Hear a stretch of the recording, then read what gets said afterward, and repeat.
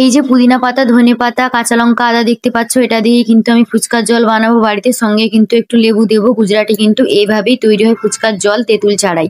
তো এই যে আগে থেকে ছোলা মটর আমি ভিজিয়ে রেখেছিলাম। দোকানে খেতে গেলে কিন্তু আমরা কখনোই মন মানিয়ে খেতে পারি না, কেননা গুজরাটের ফুচকার দামটা অনেকটাই বেশি তাই। এই যে প্যাকেটটা দেখতে পেলে, এই প্যাকেটটা কিন্তু আমি 20 টাকা দিয়ে বাজার থেকে কিনে এনেছি। আর এই 20 টাকার প্যাকেটে কিন্তু অনেকগুলা ফুচকা হবে। আর আমরা কিন্তু ফুচকাটা মন মানিয়ে খেতে পারবো।